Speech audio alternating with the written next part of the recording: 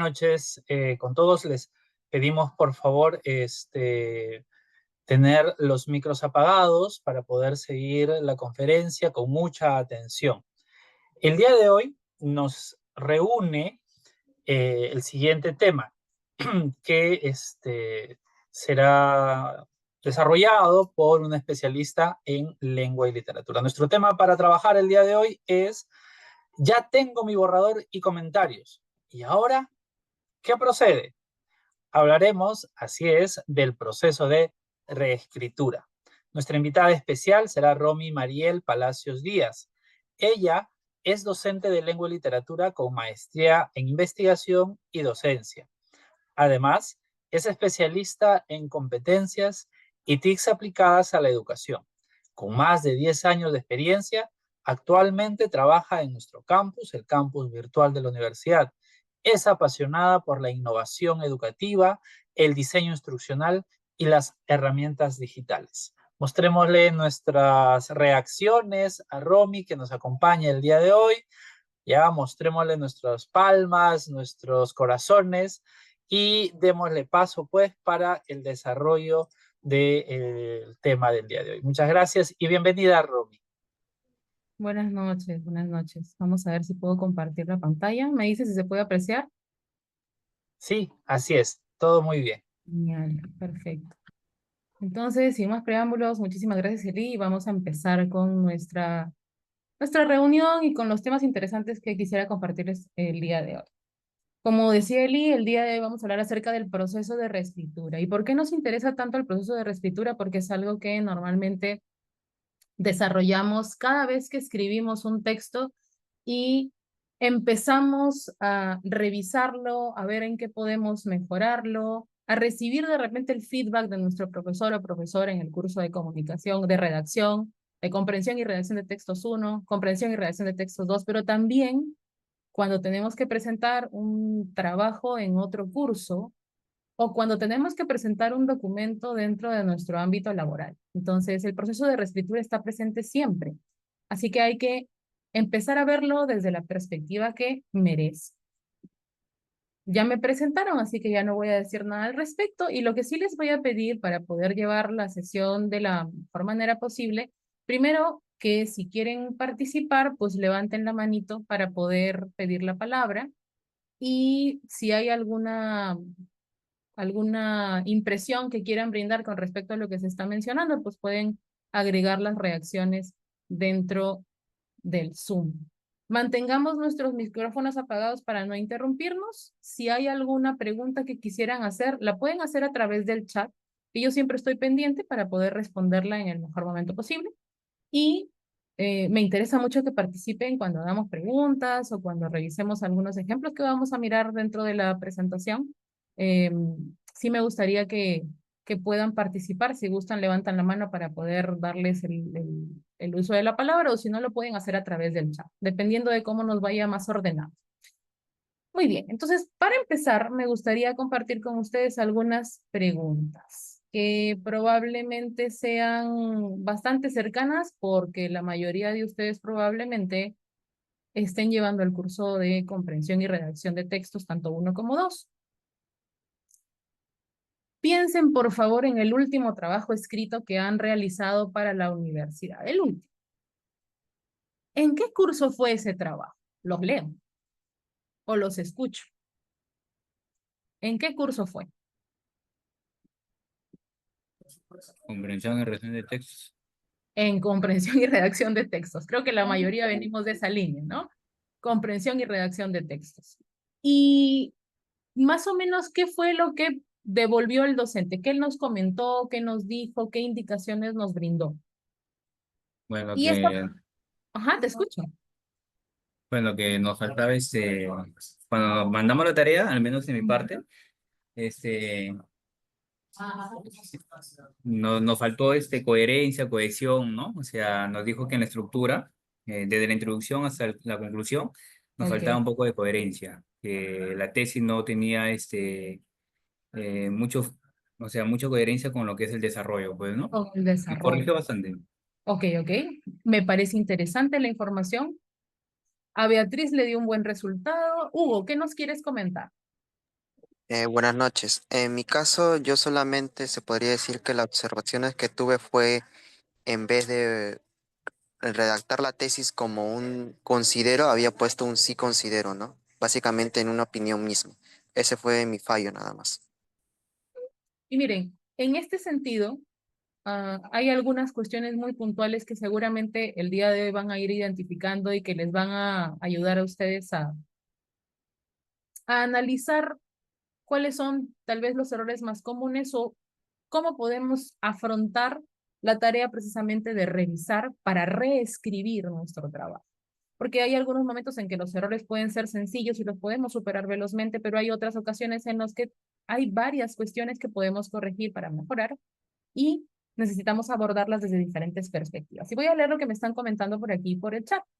Beatriz me dice que le dio un buen resultado. Janet me dice mejorar el tema de puntuación, comas y puntos, que es súper importante. Miriam plantea la tarea que hice con mi grupo, nos felicitó por el buen equipo, excelente. Keiko plantea que tenía controversia el texto en la parte, supongo que es que no tenía la controversia el texto en la parte de la introducción. A Eddie le fue maravilloso, sacó 20. Y Elisa dice que debía señalar la colorimetría. No entendí esa parte porque no sé qué pasó acá. Elisa, ¿me comentas un poco? ¿Cómo así la colorimetría? Sí, buenas noches. Sí, ¿Qué lo que tal? pasa es que estamos en comprensión y redacción de textos uno Ujú, y era sobre el texto argumentativo. claro. Entonces, tenía que señalar pues los enlaces, la idea principal, la idea secundaria. Lo hice en el esquema, pero no lo hice en el desarrollo del texto argumentativo. Entonces, allí fue la observación. Ahí fue la observación. Lo que Ujú. habías colocado en tu esquema capaz que no apareció en el texto, ¿no? No, sí pareció lo único que no estaba señalado. O sea, Faltaba señalar. exacto. Ujú. Ok. Miren, cada docente tiene por ahí sus indicaciones específicas, pero hay cuestiones que todos los profesores compartimos. Y por eso es que el día de hoy quería plantearles estos tres objetivos, ¿no? El primero, entender que la reescritura como un proceso no es algo estático, sino que es integral, que es cognitivo, que es recursivo. Lo vamos a ver de una manera bastante sencilla, no se preocupen, ahí las palabras de repente están un poco complejas, pero la idea es que es un proceso dinámico, que siempre está variando, que nos hace avanzar y retroceder para volver a revisar nuestro texto y que es un elemento primordial para poder conseguir el rigor y la calidad que los textos merecen en el ámbito académico, universitario. Mi segundo objetivo, y que me gustaría que lo podamos hacer nuestro, es, les voy a dar algunas estrategias para cada uno de los ámbitos que vamos a revisar. Y me gustaría que de repente al final ustedes puedan tomar la decisión de, mira, esta estrategia me parece súper interesante, la voy a ir adquiriendo y siempre que tenga que redactar, pues la voy a tomar en consideración. Sobre todo en la parte que nos hace más falta, ¿no? Y por último, que esto de comprender que la revisión es un proceso necesario, que no es una pérdida de tiempo y que tenemos o podemos adquirir estrategias que nos permitan hacer una buena revisión, nos permita ser más proactivos y tener una visión y una actitud positiva frente a la revisión, que no le tengamos miedo a que alguien nos diga, o que no lo tengamos fastidio a que alguien nos diga, mira, aquí puedes hacer esto, puedes corregir, puedes manejar esto de mejor manera, y que nos dé la oportunidad de siempre estar pensando en la mejora continua, que es un elemento primordial para la realidad actual. Por eso el contenido que les planteo. Sí, Brian, ¿cuál es tu pregunta? Mire, disculpe que le Ajá, interrumpa. Mire, cuando uno lee un texto, ¿cierto? Nos dan una fuente, ¿ya? claro. La fuente lo leemos, ahí sea Ujú, 3, 4 hojas, pero lo leemos. Dígame, en conclusión, o sea, para resumir todo, ujú. el texto argumentativo, o sea, se basa más que todo en tus palabras propias del entendimiento que tú has leído en la lectura. Sí. O sea, ¿se basa más que todo en eso o de ideas que tú has jalado de todo el resumen que has hecho? Me refiero a que he leído, pues, ¿no? Entiendo que estarías de repente preocupado en, ¿tomo la información tal cual aparece en la fuente o la explico con mis propias palabras? ¿Cierto? Exacto, Ya, exacto, exactamente. mire, va más allá de eso, Brian, el tema del argumentativo. Me voy a ir, denme un par de minutos para ir por ese lado. El texto argumentativo lo que busca es que ustedes puedan expresar una opinión bien fundamentada. En la parte del bien fundamentada es que incluimos información de fuentes que puedan ayudarnos a demostrar nuestro punto de vista. En esa medida yo voy a utilizar la información o las ideas. ¿Pero cómo la utilizo? Primero que nada, yo necesito tener clara cuál es mi pregunta, es decir, cuál es mi controversia. En función de eso, yo puedo obtener, después de haber leído y de haberme enterado, porque no puedo dar una opinión de algo que no conozco, leo, entiendo, e inclusive puedo ir diciendo, mira, de todo lo que he leído, estoy de acuerdo con A, C y F de mis fuentes, ¿no? La 1, la 3 y la 5, por ejemplo. Sí, Rosita, queda grabada. Entonces, en función de eso, yo ya sé de dónde voy a ir obteniendo la data que yo necesito. Después de ello, lo que hago es responder a la pregunta, con si estoy de acuerdo o no estoy de acuerdo. Y una vez que yo tengo eso, empiezo a construir mis párrafos de desarrollo. Obviamente ahora, en esta semana, por ejemplo, ya estamos zambulléndonos un poco más en redacción 1, en el párrafo de argumentación con estrategia de generalización. Seguramente ya han visto desde la semana pasada que estamos hablando de la generalización. Y el párrafo de generalización tiene una particularidad, es que utiliza casos. Entonces, incluso cuando leo la información, yo debo identificar casos, pero no voy a trasladar la información tal cual aparece en el texto, sino que la tengo que parafrasear. Ahora, el parafraseo no implica cambiar el mensaje. El parafraseo implica explicar con mis propias palabras, pero mantener el sentido de la idea que yo estoy recogiendo de cada información. Puedes también utilizar material externo para fundamentar tu argumento. Si de repente entre las fuentes no encuentras datos que te permitan a ti sustentar, claro, es posible. En primer término, utilizamos las fuentes que tenemos a la mano. Y una vez que nos enteramos del tema, si vemos que algo nos falta, podríamos agregar la información. Y disculpe la pregunta.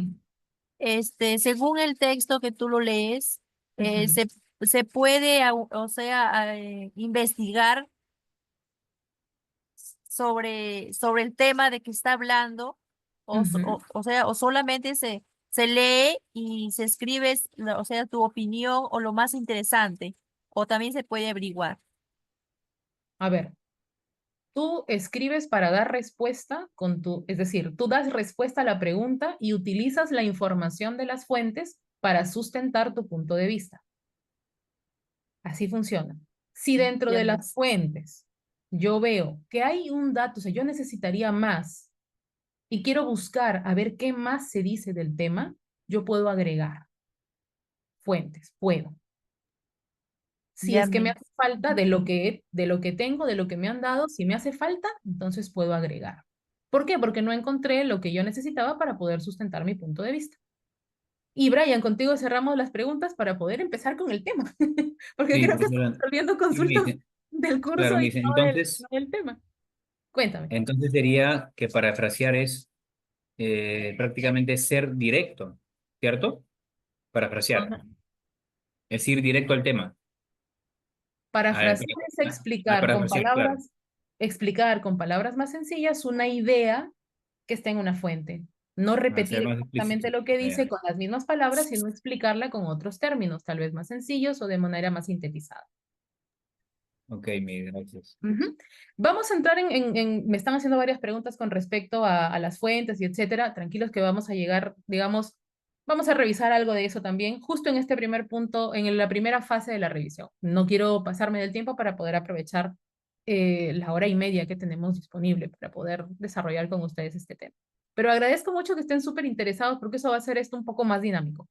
Entonces empezamos. Primero que nada, quería hablarles un poquito acerca de qué es el proceso de reescritura, que ya lo habíamos comentado hace un momentito con respecto a que es un proceso de tipo cognitivo, que es recursivo, que es estratégico, que sirve para evaluar y modificar un texto que puede ser propio o puede ser ajeno, y lo hacemos en múltiples niveles, y eso lo vamos a ver dentro de un momento. Puede ser en cuanto a contenido, en cuanto a estructura, en cuanto a gramática en el ámbito de la oración, en cuanto a ortografía y relacionada con palabra y formato. Y que el objetivo que tiene la reescritura es precisamente mejorar el texto en todos los ámbitos que un texto requiere. No lo he puesto aquí, pero dentro de la ciencia del texto, aunque no lo crean, existe la textolingüística o la lingüística textual, existe una propuesta de que el texto debe cumplir con ciertas propiedades. Las más sencillas o las más directas son 3, relacionadas con el contenido, que es la semántica, que te da la idea de la coherencia, que es lo que dices. Luego está la cohesión, que está más vinculada con el aspecto gramatical. Y luego está la adecuación, que está más vinculada con la pragmática. Ustedes dirán, ¿y esto cómo lo entendemos? Los textos requieren de cierta, no solamente estructura, sino de una construcción en cuanto al contenido que tiene varios niveles, y lo vamos a ver dentro de un momento. Pero estos niveles todos están vinculados. Es básicamente como una construcción. Todo está relacionado para que la estructura sea sólida y lo que digamos tenga sentido. Jerárquico, sí, si es que lo vemos desde la idea de qué tanto abarca cada estructura, pero al mismo tiempo está interconectado. Porque, por ejemplo, ¿qué es más importante en un texto? ¿Que tenga coherencia o que tenga cohesión? Tengan coherencia, profesora. Que tenga coherencia. Pero la coherencia no se logra si es que está mal escrito. Y la cohesión está relacionada con cómo se escribe el texto. ¿Se dan cuenta? No es un tema exclusivamente lógico, claro. No es que una cosa sea más importante, es que el texto tiene la obligación de cumplir con absolutamente todos estos niveles para que se pueda entender. Y como dicen, no solamente coherencia, no solamente cohesión, todo. Y también adecuación. ¿Por qué? ¿Qué es la adecuación? Es yo me ubico de manera adecuada en el contexto y mi texto expresa las ideas para que mi interlocutor, o en este caso mi lector, me entienda dentro del contexto en el que nos movemos. Por ejemplo, si voy a hacer un texto argumentativo dentro de la universidad, el tipo de palabras que uso, la forma en que construyo las oraciones, el margen que utilizo en mi hoja, el tipo de letra que uso en mi trabajo, todo eso expresa pragmática, adecuación. Claro, José, y aquí solamente estoy hablando de los 3 lingüísticos, me faltan los psicolingüísticos, los sociolingüísticos, imagínense, hay más propiedades. Pero nos centramos en estas 3 en primer término porque son las más cercanas a los escritores que recién estamos empezando en el ámbito académico. Entonces, ¿por qué sería cognitivo? Porque implica que tú tienes que pensar de manera crítica acerca de tu texto, o sea, te tienes que poner en una posición de juzgador, de juez de tu propia redacción. Sí tiene muchas propiedades, Marielita, tiene muchas. Son 7 al menos. Entonces, yo además, en función de lo que voy juzgando de mi texto, tomo decisiones y resuelvo los problemas que encuentre. Y es recursivo, y esta palabra me gusta mucho. ¿Por qué? Porque a veces uno espera que después de una primera revisión ya todo esté correcto. No necesariamente. No es que exista una secuencia lineal estricta para la revisión. Yo puedo haber revisado primero de repente el contenido, ya pasé el contenido y retrocedo, vuelvo a revisar de repente mis comas, no me di cuenta de eso. Termino de revisar las comas y digo, quiero revisar si he utilizado bien las mayúsculas y vuelvo. Entonces, siempre vamos releyendo partes del texto para reevaluar si es que lo que habíamos pensado al inicio realmente se está cumpliendo de forma correcta o si puedo hacerle mayores mejoras a mi texto. Las versiones sucesivas, y no me dejarán mentir, porque a veces nos ha pasado, tenemos en nuestra carpeta de redacción semana 4 inicial, semana 4 final, semana 4 final ya, semana 4 final sí. Esas son las diferentes versiones que hacemos de nuestro texto y las separamos para no confundirlas. Recomendación aquí, sus versiones manéjenlas en un solo documento, manéjelas por fecha, o sea, pongan fecha esta versión, tal, esta versión, hicimos corrección, esta versión, tal, y cuando lleguen a la última versión, recién ese documento lo pasan a la hoja original que van a enviar con el nombre correcto de la presentación para que no exista problemas, ¿ya? Muy bien, José, perfecto. La informatividad, la aceptabilidad, la situacionalidad, la intertextualidad. Entonces, estos elementos, por ahí que nos falta también la contextualidad, ¿ya? Entonces, son elementos bien interesantes que forman parte precisamente de lo que un texto debe cumplir. Claro, hay algunos niveles que tal vez nosotros no los tenemos tan a la mano, pero que sí son importantes. Muy bien, entonces pasamos a los mitos de la reescritura. 4 mitos que les planteo que son clásicos. sea, son cosas que nos pasan por la cabeza a veces o que hemos aprendido a creer, ¿ya? Hemos aprendido a creer y realmente no lo son. Primero que la escritura es una transcripción, ya se han dado cuenta que no lo es. Nada que ver con eso. La escritura no es una mera transcripción, es una visión bien reducida de lo que significa escribir, entendiendo este acto como una cuestión mecánica en la que sencillamente colocamos las ideas en el papel y ya está. Y la realidad es que para poder llegar a colocar las ideas en el papel, seguimos todo un proceso.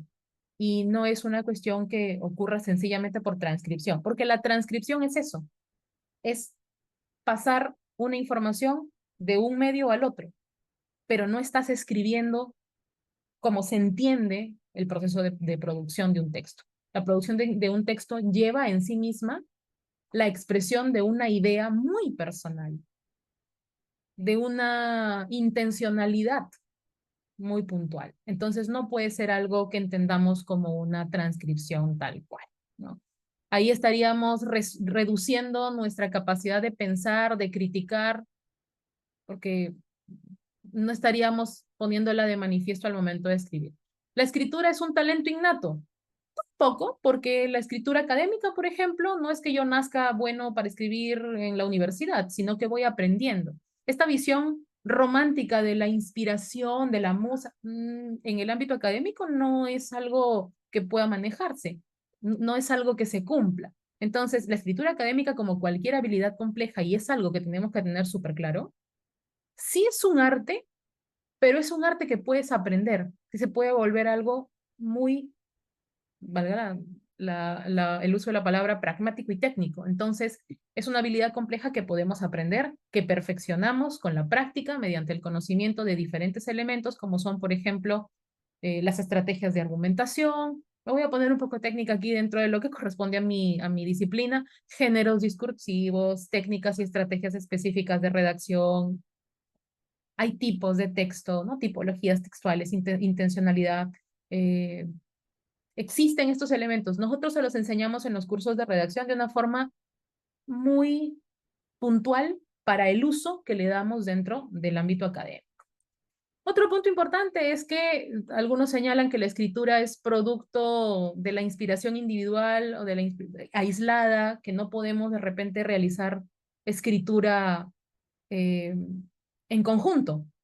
Y nosotros hacemos escritura en grupo. Entonces, esta idea también es bastante romántica, ¿no? No, que uno tiene que ser solitario para escribir, ¿no? No ocurre.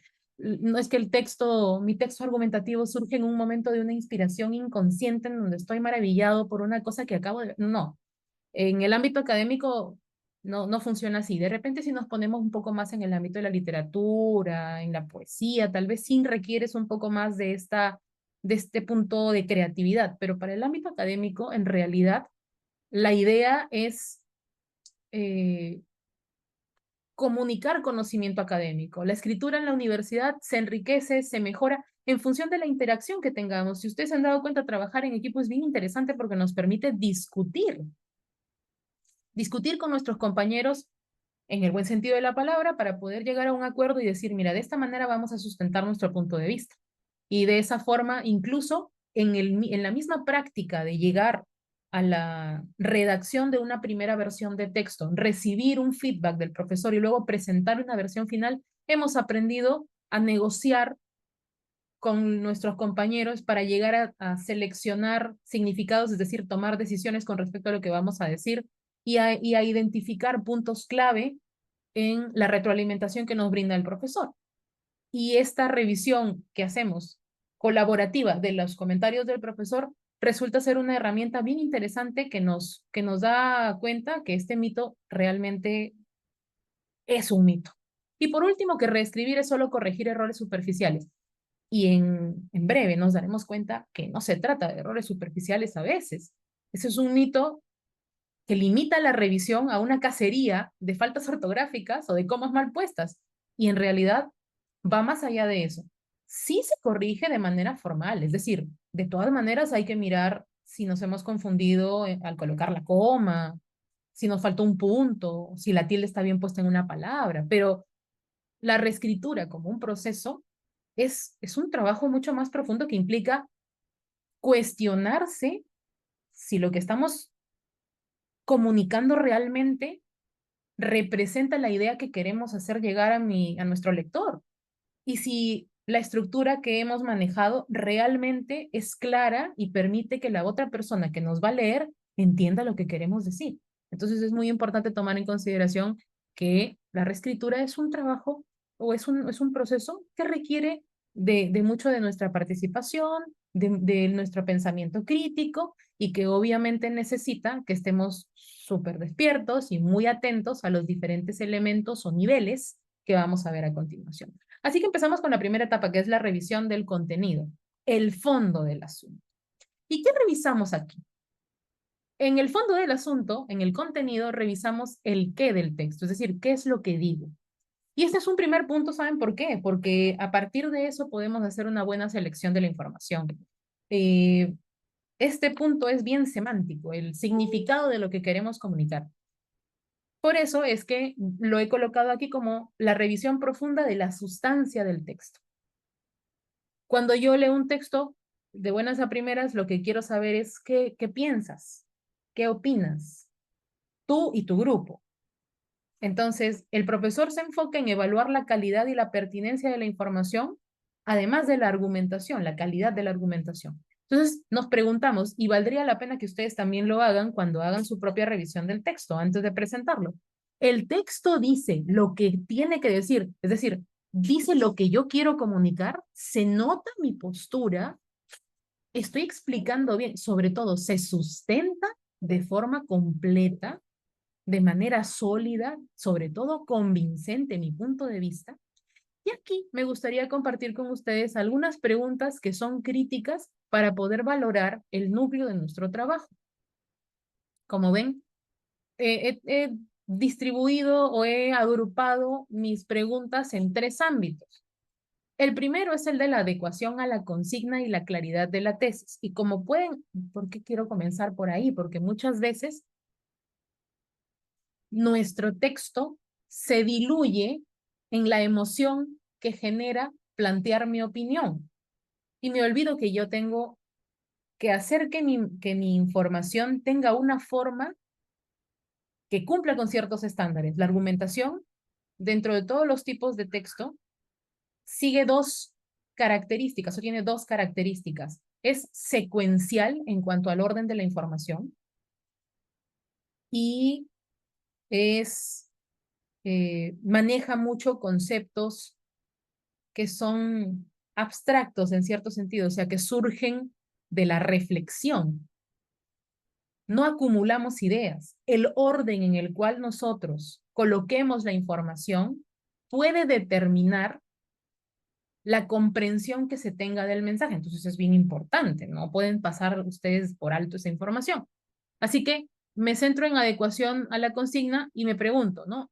Mi texto responde directamente a la pregunta planteada. Si te están preguntando, ¿consideras que, no sé, tal medida es adecuada para este contexto? Entonces yo diría, considero, sí considero, o considero que es adecuada para el contexto, o no considero que es adecuada para el contexto. Entonces, tengo mi postura bien clara con respecto a lo que estoy planteando. La postura que se defiende está formulada de manera clara, específica y acotada. Saben ustedes que la tesis tiene una estructura. Es sencillamente mencionar si estás o no estás de acuerdo. Si consideras que sí o si consideras que no. Todavía no colocamos el porqué. Y si voy a agregar mi postura, mi punto de vista, le voy a colocar la razón por la cual yo pienso así, necesito colocarla dentro de una oración que sea causal y por eso utilizo tesis, coma, porque argumento. Punto. Así comienza y termina la oración. Entonces, ese aspecto que es de cierta forma gramatical y de estructura ayuda a que se pueda hacer llegar a la persona el mensaje de cuál es tu postura y por qué la crees así. Es evidente que el lector, o es evidente para el lector, que se intentará demostrar, es decir, yo le hago ver a partir de mi postura qué es lo que quiero demostrar, porque a veces tenemos ideas en las que no se está planteando la postura. Luego paso al segundo elemento que me parece importante para analizar el núcleo del trabajo luego de que he pasado por este primer aspecto. que es respondí a la consigna y mi tesis es clara. Paso al punto de solidez, evidencia y selección de información. Entonces aquí yo me pregunto, ¿el argumento que yo estoy brindando es lógico? ¿Es coherente? ¿Es suficiente para sostener la tesis? Es decir, esta idea no es una idea superficial. Por ejemplo, estoy de acuerdo con esto porque me parece que es la mejor decisión que puede tomarse. ¿Quién decide fácticamente qué es lo mejor o qué es lo peor? Esa idea de lo mejor, lo más adecuado, lo más bonito, lo más agradable, es un argumento muy emocional, es un argumento emotivo. Yo no puedo colocar eso como un argumento, tengo que poner un argumento que sea fáctico, tengo que poner un argumento que sea demostrable. Entonces necesito, a ver, leo por acá, una participación. Claro, exacto, José. No puedo colocar algo que sea ambiguo ni tampoco extremadamente subjetivo, porque como yo planteo con un argumento subjetivo una buena defensa de un punto de vista. La subjetividad no ayuda. Otro punto importante. Si bien es cierto, el texto argumentativo representa nuestro punto de vista y por ahí dicen que por eso es subjetivo, que es algo más personal, no implica que la forma en que yo voy a sustentar mi punto de vista tenga que ser también ambigua o subjetiva. Otra pregunta que me puedo hacer es, ¿está desarrollado mi argumento con profundidad? ¿Aporto evidencia? Punto importante. Mi evidencia son datos, son ejemplos, son citas de autoridad, son resultados de investigación para cada uno de mis argumentos. En este caso, por ejemplo, todavía estamos trabajando con un argumento porque tenemos un solo párrafo de desarrollo. Toda la información incluida en mi explicación de mi argumento es pertinente para el propósito del texto, es decir, yo logro persuadir a la persona que me lee con respecto a mi punto de vista. Entonces, esas son preguntas que podríamos hacernos para evaluar específicamente el argumento y cómo lo hemos desarrollado. Por ahí estaríamos en la parte del desarrollo, ideas secundarias y terciarias. Y luego la coherencia y la originalidad, ya viéndola desde la perspectiva general. ¿Existen contradicciones entre diferentes partes del texto? ¿Se mantiene una línea argumental consistente? ¿Hay lagunas o saltos lógicos en el razonamiento? A veces yo pongo una idea y después no la explico y se quedó ahí. Y entonces ahí yo pierdo profundidad. Es más, pierdo puntos en la rúbrica porque saben que la solidez es un elemento importante. Y si dejo una idea sin explicar, estoy perdiendo solidez. Entonces es muy relevante tomar en consideración esto para analizar el contenido.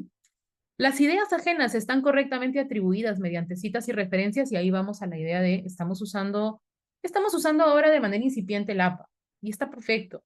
Nosotros los profesores siempre les ayudamos a que vayan corrigiendo la idea de la citación y está muy bien que ustedes se preocupen por ello. Pero vendrán otros cursos en los que reitero, van a tener que utilizar de manera mucho más extensiva y con mucho mayor conocimiento el formato APA que, como bien dice José, están manejando en séptima edición. Empezamos, porque todavía no somos expertos y entonces podemos cometer errores. Lo que no podemos es, por ejemplo, colocar una coma de forma inconveniente cuando estamos agregando una cita y por eso integrar citas sí es importante aprender cómo hacerlo. Y una última pregunta en cuanto a coherencia y originalidad es que si han parafraseado adecuadamente para evitar el plagio, porque si yo voy a trasladar la información tal cual aparece en el texto y no he puesto o no he utilizado la forma correcta para la cita textual, que puede ser corta o extensa, dependiendo de la cantidad de palabras, y eso ya es un tema muy de APA, por ejemplo, pierdo originalidad. La idea es que ustedes demuestren su punto de vista y sean capaces de explicarlo con sus propias palabras. Y por eso es que nos interesa mucho el tema del parafraseo y por eso es que lo estamos viendo esta semana precisamente. Las citas desarrolladas mediante IA. A ver, aquí brevemente para no detenerme demasiado. La inteligencia artificial cuando la utilizas para prácticamente generar toda la información, eso es un uso inconveniente porque aparte no se declara. Si yo declaro he hecho esto o he buscado información o me he inspirado para tener idea de qué argumentos puedo tener y plantear mi punto de vista con inteligencia artificial, ahí estamos haciendo un uso correcto. Cuando uno utiliza inteligencia artificial para hacer un trabajo, tiene que declarar en qué ha utilizado esa inteligencia artificial. Por ejemplo, para generar ideas, o sea, como un aporte en la lluvia de ideas, o para identificar puntos clave, para analizar, o para generar argumentos, pero el desarrollo mismo lo tienes que hacer tú. Las citas generadas por IA, incluso puedes decir que lo has utilizado para parafrasear, pero sabes de dónde salió la fuente y tú sabes cómo manejarla. Claro. Pero si, por ejemplo, vas a hacer una cita con IA, es muy probable que la cita no salga de la fuente, o sea, de una fuente que existe. Si es que le pides, por favor, elabórame una cita de una fuente que diga tal cosa. Entonces, la IA va a inventar y te va a generar, incluso le puedes pedir referencias bibliográficas. Si es ChatGPT, en versiones anteriores, te inventaba referencias. Entonces, mucho no podemos confiar en ese ámbito. Entonces, tú, de forma ética, tienes que saber en qué sí y en qué no puedes utilizar inteligencia artificial. Entonces es muy importante y ahora miren, está ingresando este tema tan interesante a nuestra cotidianidad en el mundo académico y es importante usar IA, por supuesto, porque es algo que además no podemos decirles que no lo hagan porque la tienen a la mano, pero sí que lo hagan de una manera racional y crítica. La IA no te puede hacer la tarea. Tú puedes utilizar IA para hacer los procesos que te llevan a tu tarea de una forma más veloz y aprovechar el tiempo. Eso sí. Entonces, de repente ese es un tema para otra charla, ¿ya? Ahora, les planteo aquí por si acaso la lista de errores que está acá son los errores comunes que se cometen, pero no significa que todos estos errores que están en los post-its amarillos se están cumpliendo o se están cometiendo en este hermoso texto pequeño. Voy a leerles el texto para que ustedes lo vayan, ¿no?, saboreando auditivamente y me vayan diciendo en el chat qué errores le encuentran, ¿ok? Nos vamos a enfocar exclusivamente en temas de contenido. Entonces, mi párrafo dice lo siguiente. Mi opinión sobre si estoy de acuerdo con el aborto en casos de violación sexual es sí. Creo que sí se debería permitir. Generalmente la idea es que a las víctimas no se les añadan más problemas por algo que no pidieron. Eso parece lógico. Una cosa sí es un trauma, pero también hay que ver que un embarazo es un embarazo. Algunos dicen que es una vida, y eso también es un punto. Entonces, estoy de acuerdo por la víctima, pero también es complicado pensar en la otra parte. Bien, Teresa, me acabas de encontrar una idea muy importante. En el saque nada más nos damos cuenta, después de haber leído esto, que estamos contradiciéndonos. Pregunto, Teresa, ¿qué es lo que tú opinas? Y de repente alguien más puede agregar. ¿Ustedes creen que aquí hay una postura categórica que diga sí o no? No, no la hay porque está tratando de dar su punto de vista inicialmente que sí está de acuerdo, pero sin embargo, algunos dicen y se cambia el tema que su postura ahora es que no es que, o sea, se contradice, pues me dice una cosa al inicio y después otra. No tiene sustento su argumento. Está, ¿no? Cuando digo una cosa, digo otra. Así más o menos se ve este texto. Entonces no tiene postura. Mariela me dice no tiene postura. Además es redundante, dice Oliver, por supuesto. Entonces, como pueden apreciar aquí, lo primero que nos damos cuenta en este texto es que existe una gran contradicción. Hay contradicciones lógicas. Pero además, mi pregunta es, ¿los argumentos no son válidos? ¿Argumentos débiles o sin sustento? No, no solamente eso. No hay un argumento. ¿Dónde debería encontrar yo el argumento, muchachos? ¿En qué oración? En vez de generalmente debería decir por qué. Ah, por ejemplo, podría ser por qué. Pero aún así, la pregunta es el por qué. La idea es que a la víctima no se le añada más problemas por algo que no pidieron. ¿Es un argumento que podría ser válido? Y No, como porque dice está Ariana, inventando. exacto. Bueno, a ver cómo inventando no, pero lo que está haciendo es tomando una situación muy superficial, emotiva, para colocarla como si fuera un argumento, que para colmo ni siquiera es un argumento, porque como verán, el argumento tiene que ir en la idea principal, y la idea principal es la primera idea que se plantea dentro de un párrafo de desarrollo. Esto pretende ser un párrafo de desarrollo, pero se pierde mucho. Y como ven, Camila me dice, no argumenta bien. La pregunta aquí, por ejemplo, ¿en dónde me doy cuenta yo que existe falta de profundidad y de análisis crítico? Sandy me dice, el texto no presenta una postura clara. Correctísimo, estamos totalmente de acuerdo. No hay una postura clara porque ya me identificaron que hay contradicción. Pero aparte de eso, muchachos, hay un problema. También podría dice- ser la parte que dice creo. Vamos. Vamos por partes. Primero, ¿quién me estaba hablando? A ver. ¿Elisa? Sí, primero en todo dice pero, ¿no? Entonces ahí como que ya nos derrumba todo lo anterior. Exacto, el pero genera la contradicción. Yo no puedo generar esto en mi texto, ¿no? Brian me dice, desde el pero ya estamos mal. Y su Pero fundamento es muy vaga. el fundamento es vago. Mi pregunta es, ¿dónde está la evidencia de su punto de vista? Me quedo aquí. Información irrelevante, divagaciones. Argumento débil y sin sustento. Kevin, fíjate que el tema de las oraciones no podemos decir si hay exceso o hay carencia de oraciones. Eso estaría en función del esquema y cómo lo hemos planteado, cuántas ideas hemos planteado por cada uno de los elementos. Ahí no habría, o sea, el tema de la cantidad de oraciones no es el problema, porque además ese no es un problema de contenido. El problema es, yo me pregunto acá, primero que no hay una idea, una postura clara, no tenemos un argumento, hay una contradicción. Y aparte, ¿dónde está la evidencia?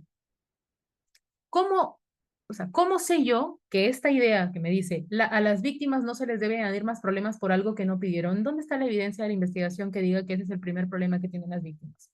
O, por ejemplo, es más, o sea, hay ideas, todas las ideas son difíciles de evidenciar, son difíciles de demostrar con elementos fácticos, con los datos que habíamos hablado. Exacto, Dani. No hay sustento en evidencias porque son sus ideas y eso genera un problema. Con respecto, no hay ideas de respaldo. Perfecto. Elisa, te escuchamos. Sí, creo que sí.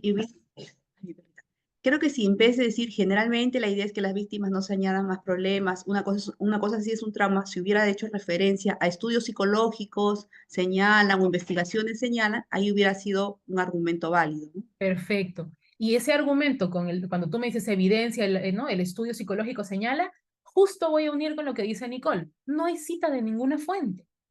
Entonces, ¿dónde yo, ¿no? coloco como base? Debería tener fuentes que sean reales, que me den datos en los que yo pueda confiar porque los puedo revisar en la fuente porque está citada. Entonces, errores comunes en cuanto a contenido, que la tesis sea vaga o que no exista, que los argumentos sean débiles o que no tengan sustento o que no existan los argumentos, como dice Patti, no ha asumido postura, no presenta fuentes y no tiene ningún argumento.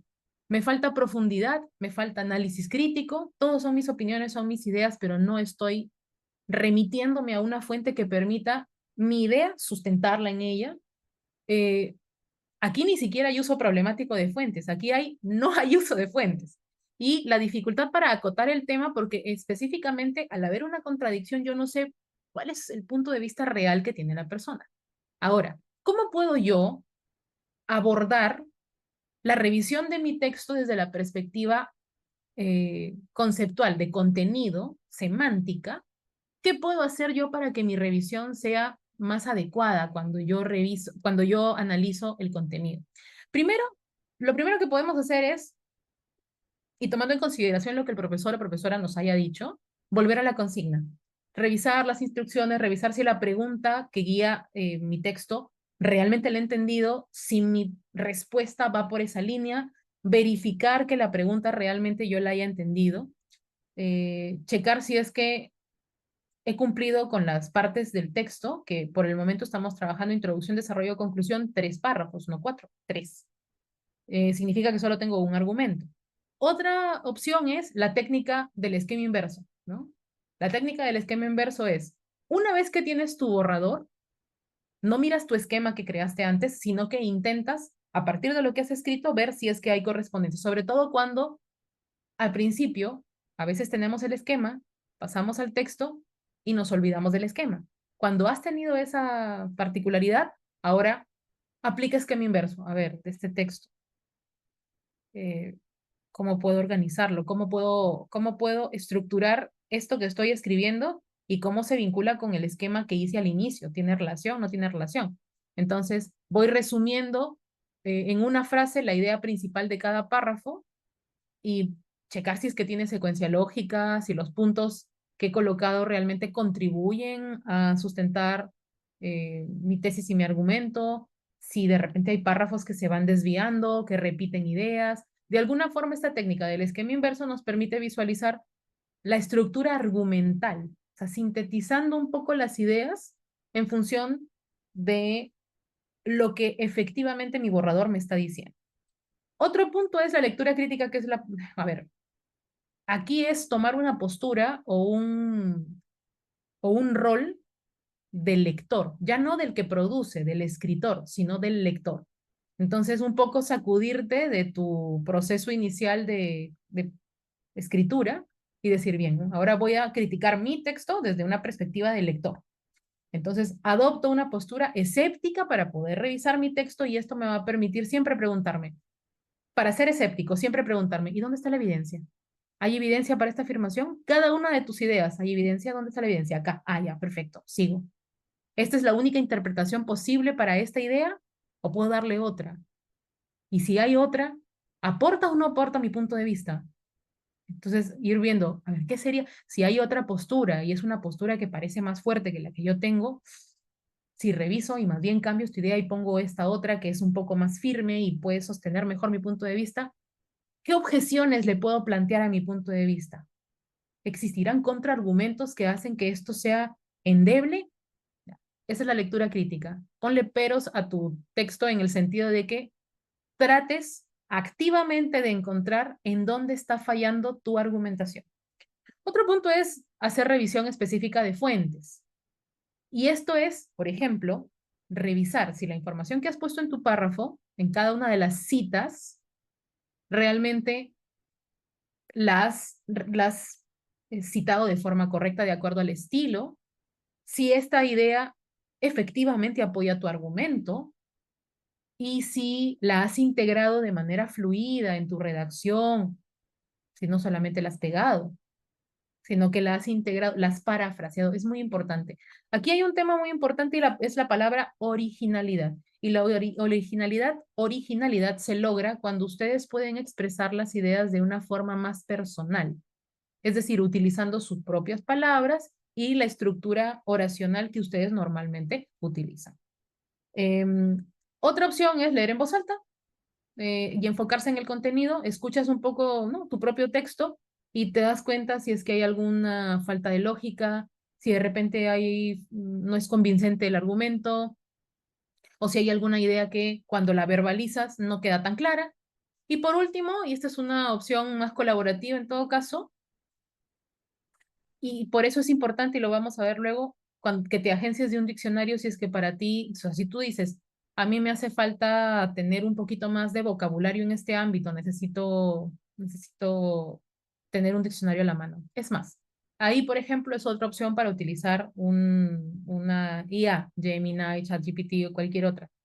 Por ejemplo, voy a hablar del tema, vamos a suponer, voy a hablar de un tema que es legal, no es mi campo. Entonces necesito que me des una lista de términos legales relacionados con, por ejemplo, la minería ilegal. Vamos a suponer que ese es el tema de la evaluación, ¿no? Supongamos que voy a escribir sobre minería ilegal, pero no conozco mucho. Dame una lista de vocabulario de todo lo que podría utilizar o comprender mejor en el ámbito de la minería ilegal. Ah, entonces que te dé un vocabulario con definición, entonces tú ya te ubicas. Es como generar tu propio diccionario. Y la búsqueda de retroalimentación de pares es, si tienes un compañero al que consideras, maravilloso, excelente, José. Eso es una gran ventaja. Si tienes un compañero al que consideras que le está yendo bien, te comenta, oye, sí, mira, me está yendo bien en el curso, me siento cómodo, o tengo experiencia en redacción, oye, ¿puedes mirar mi texto a ver qué tal? Cuéntame un poquito, porque a veces cuando tú te revisas a ti mismo, si por ejemplo aplicas lectura crítica o esquema inverso o lectura en voz alta, sufres y dices, pero es que no me doy cuenta dónde me estoy confundiendo. Tal vez otros ojos no serán tan ciegos como nosotros a los problemas que tiene nuestro texto. Eso en el ámbito de esta primera fase, que es la fase contenido. Pero pasamos a una fase interesante también, que está relacionada con estructura. Y a veces ahí tenemos el inconveniente. ¿Por qué? Porque no identificamos adecuadamente las partes que tiene cada uno de los párrafos y no entendemos qué es lo que debería colocarse en cada una de ellas. Y a veces ese es un problema. Así que por eso les presento ahora la segunda etapa, que es la revisión de la estructura textual, el esqueleto, el diseño, el esbozo, el plano. Y aquí aparecen tres palabritas bien interesantes que son macro, meso y microestructura, que ahora las voy a explicar. La estructura entonces es el esqueleto, el armazón que sostiene las ideas y que de alguna forma guía al lector a través del razonamiento, y esta revisión estructural, que es importante que ustedes la hagan, se enfoca en lo que conocemos como la arquitectura global y local del texto. Y ahí voy con la macro, meso y micro. La macroestructura se relaciona con la organización global. Se refiere a la secuencia general de elementos, que son tres. Tu texto tiene, y todo texto común tiene, introducción, desarrollo, cierre. Entonces, ese es tu primer nivel jerárquico de organización estructural. Un segundo punto es la mesoestructura, que está relacionada con la organización de los párrafos. Entonces, ¿qué es un párrafo? Un párrafo es un conjunto de oraciones que comparten el mismo tema o la misma función y que están unidas por punto y seguido. Acuérdense de eso. Y luego tienes la microestructura, que está relacionada específicamente con el aspecto de cohesión textual. Es decir, cómo conecto las oraciones entre sí y genero párrafos, y cómo estos párrafos están conectados unos con otros para cumplir una función y para asegurar la fluidez y la continuidad del texto. Entonces, vamos a ver acá errores comunes. Miren este hermoso texto. Un párrafo sencillo. Les leo también para que nuevamente ¿no? puedan paladear esto. Organización Mundial de la Salud, OMS, cada año más de 40 millones de personas en el mundo necesitan cuidados paliativos y una parte significativa de ellas sufre dolor crónico intenso durante etapas terminales. En Colombia, donde la eutanasia es legal desde 1997, se han registrado más de 200 solicitudes aprobadas en la última década, lo que refleja una creciente demanda por decisiones médicas basadas en la dignidad del paciente. ¿Consideras que la eutanasia es una medida digna para quienes tienen enfermedades terminales y dolorosas? Ojo ahí con el signo de interrogación de cierre y luego un punto. Sí, la eutanasia es una medida digna, pues permite a las personas ejercer su derecho a una muerte sin sufrimiento, preservando su autonomía en momentos de extrema vulnerabilidad. A continuación se explica la postura. Ya se dieron cuenta qué tipo de párrafo es, ¿no? ¿A qué parte de la macroestructura pertenece? Introducción. Correctísimo. Ahora la pregunta. Estructuralmente hablando, de acuerdo a lo que nosotros hemos establecido como estructura de la introducción, ¿cumple o no cumple? Como dice Dani, como dice Mariela, es introducción. Estamos de acuerdo con Elsa. Hugo me dice, no cumple. ¿Cuál es el problema que ustedes identifican en esta introducción para decirme que estructuralmente no está cumpliendo? ¿Está citando si no está citando? ¿O no? ¿Sí? ¿No? ¿Es Sí, está suficiente? citando. Sí, está citando. Cita. ¿La cita está completa? ¿La cita es correcta? No. No. ¿Qué debería tener una cita para que sea correcta? Dos datos importantes. Conector. Ya, el conector es un elemento que sirve para integrar la cita, pero la cita como cita, lo que tiene es... Sí, au- el a año. ver, exacto, voy por acá. Alexander ya me dijo autor año, eso tiene. Si tienes un autor que es institución, maravilloso, está muy bien, como OMS, pues, ¿no? Organización Mundial de la Salud. Y está correcto que se ponga entre paréntesis la sigla, pero ¿qué nos faltó? Justo por acá me dice Naomi, año. Año, le faltó año. Otra cosa, eso entonces cataloga como dato. Y por ahí, y es correcto lo que dijo su compañero hace un momento, le falta también el conector, porque yo voy a empezar, imagínense que comienza, ¿no? La oración así, Organización Mundial de la Salud cada año, yo me pregunto, ¿eso es una oración? ¿Así comienza? ¿Está bien? ¿Hay lógica en esa parte? Ah, Dani dice, profesora, que le agregamos la al inicio. Ah, pero para que sea sujeto tácito tiene que haber un verbo conjugado que me pueda dar la pauta de cuál es el sujeto tácito. A ver, Claro. ¿dónde está el verbo conjugado que me indica la existencia de un sujeto tácito? Fíjense, esto de acá todavía no estamos viendo gramática, sin embargo, cómo la gramática influye en esta parte estructural también. ¿Se dan cuenta? Todo está interconectado. Pero ahora, por ejemplo, nos damos de acuerdo con, Dani, de acuerdo con. La frase correcta sería de acuerdo con, pero está perfecto. De acuerdo con la OMS, entre paréntesis, el año, ¿cierto? Cada año, ahí sí funciona. Ahí sí, cada año más de 40 millones de personas, ta, ta, ta, ta. Muy bien. Entonces, como se darán cuenta, aquí estructuralmente nos hace falta ciertas cuestiones. Primero, ¿cuántas citas debe haber en la introducción? 2, ¿cierto? Porque tenemos 2 datos. Y cada dato tiene que ser expresado o tiene que ser explicado con 2 ideas de, valga la redundancia, 2 explicaciones. Exacto. Tengo dato OMS y tengo dato Colombia. Está perfecto. Ahora, aquí no manejamos terciarias, Mariela, porque estamos, recuerda, la introducción, no es que sea terciaria, la terciaria viene en el desarrollo, ¿cierto? Ahí podemos establecer ese tipo de estructura. Pero acá, por ejemplo, recordemos, lo voy a mencionar yo para avanzar un poco porque no quiero quedarme con el tiempo a medias. Recuerden que la contextualización tiene 2 datos que tienen que estar bien citados, ¿cierto? Y que cada dato tiene que ser explicado con 2 ideas. Y después de eso presentas la controversia, pero la controversia tiene que estar vinculada al texto de una manera fluida, con transiciones y conexiones, ¿no es cierto? Tiene que haber conexión. Entonces, ¿cuáles son los errores comunes que cometemos justo en este segundo nivel del esquema, que incluye también los conectores y la parte cohesiva? Está bien, perfecto, Mariela, no te preocupes. Una introducción ineficaz porque no cumples con presentar el contexto y plantear tu punto de vista. Desde el principio tú tienes que decirle, mira, esto es lo que yo creo. Más o menos ubícate en este ambiente y yo frente a ese ambiente creo esto. Eso es lo que, para eso sirve como gancho tu introducción. Tiene que ser eficaz. La tesis. Lucero, ¿qué ves en la tesis? ¿Cuál es su tesis? Es más, ¿la tesis está bien planteada o tiene un dato de más que no debería ir ahí? De acuerdo a nuestra estructura, decir por qué yo considero A o B claro, Lucero, su opinión,